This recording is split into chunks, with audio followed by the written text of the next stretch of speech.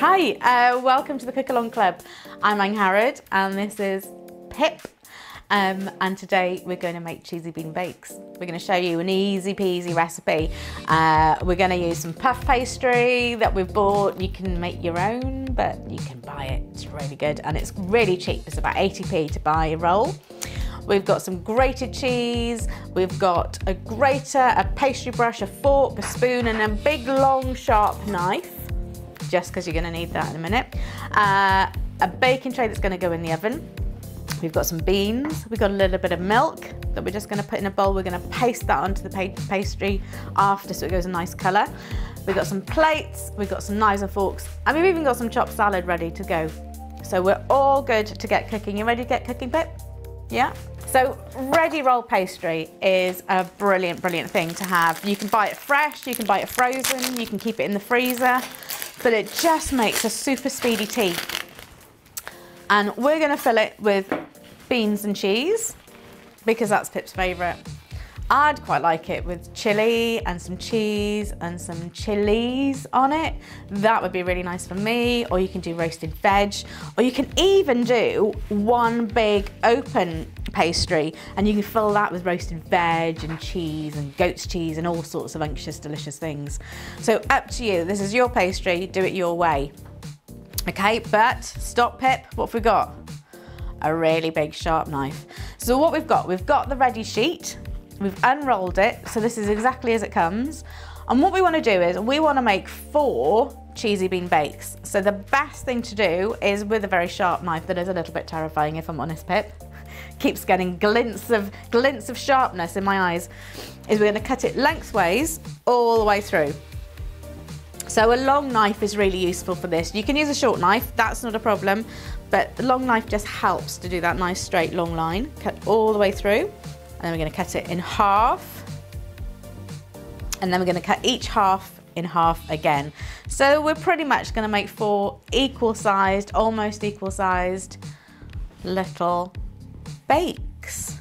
And what this means as well is you can have different things. Some people don't like beans, some people don't like cheese, some people like sausages, some people like different things. So you can make individual cheesy bean bakes or bakes of whatever kind you want. So we're going to put the beans in and basically straight out of a tin. Don't need to be fancy, you're going to be cooking with them. So make sure you have got a reliable, responsible adult with you. And what else haven't we done, Pip?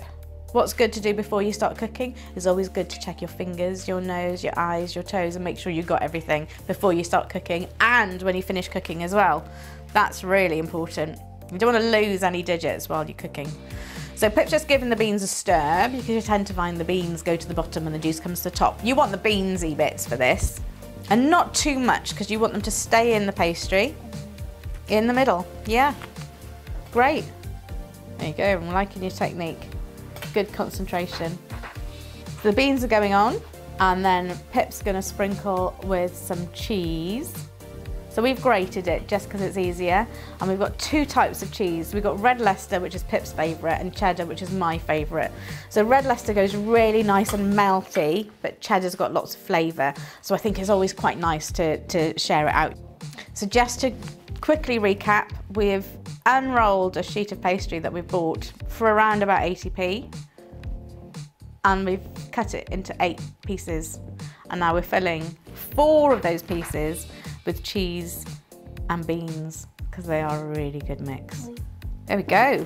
So if you wanted to, you could put some salt and pepper in here, you could put some Worcester sauce, you could put some chili flakes, whatever each individual likes. That's what I like about this is I could have one, Archie could have another, Pip could have another, and we all like slightly different things. So it's about making food your way, how you like it. But here comes the fun part. We've got the beans in, we've got the cheese in. If you want to add any other additions, you can. And then a good thing to do is you can use an egg for this. But there's a lot of waste. But we think there's a bit of waste, so we quite like using milk. It doesn't quite make them brown as much in the oven, but we think it's just, you've always got a bit of milk in the fridge. And if you paste around the corner, and then once you put the lid on, it'll stick together. I always forget this part, so well done, Pip. So it's like you're putting some glue on it. But you're not putting glue, it's milk.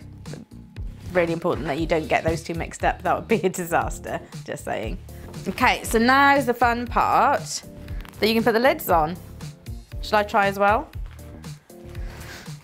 So that's all you need to do is you put the lid on, and then you can decorate it any way you want to. I quite like squeezing them together, but it's really important you create a seam around, because that's going to keep the beans in, the cheese in, and it's all going to cook in together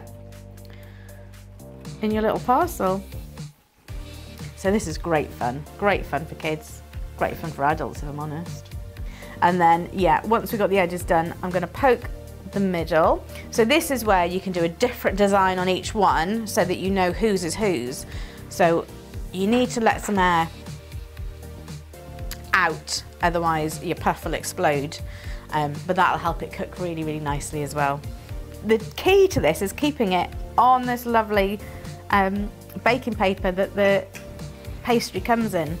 If you keep it on the baking paper, then you're literally just lifting it up, putting it on the baking tray straight in the oven. So it's so easy.